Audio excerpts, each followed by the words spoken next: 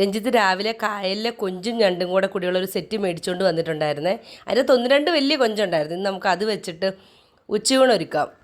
നമ്മുടെ വീട്ടിൽ വറുത്തരച്ച കറികളോട് അത്ര പ്രിയമില്ല കേട്ടോ. അതുകൊണ്ട് തന്നെ നമ്മൾ തേങ്ങ അരച്ച് മാങ്ങ ഇട്ടിട്ടാട്ടോ വയ്ക്കുന്നത്. ഇന്നലെ ചേച്ചി എനിക്ക് 2-3 മാമ്പഴ പുളിശ്ശേരിക്കുള്ള മാങ്ങ തന്നിട്ടുണ്ടായിരുന്നേ.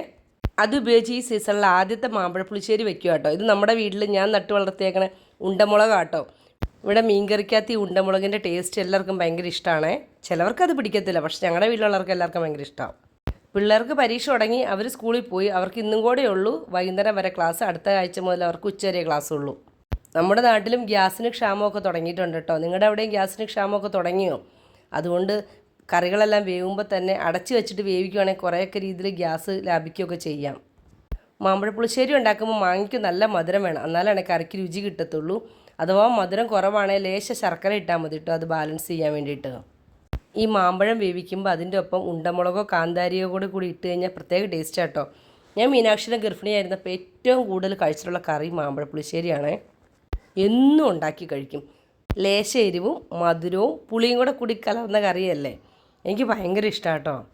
പിന്നെ തൈര് ഒഴിക്കുമ്പം അതിൻ്റെ ഉള്ളിൽ നല്ല രീതിയിൽ കറിവേപ്പില ഇട്ട് വെച്ച് കഴിഞ്ഞ് കഴിഞ്ഞാൽ നന്നായിട്ട് പുളി കൂടും കേട്ടോ. എനിക്ക് പുളിയുള്ള തൈരാട്ടോ ഇഷ്ടം. പുളിയുള്ള തൈരും കൊണ്ട് കറി വെച്ചാലേ കറിക്കൊക്കെ രുചിയുള്ളൂ.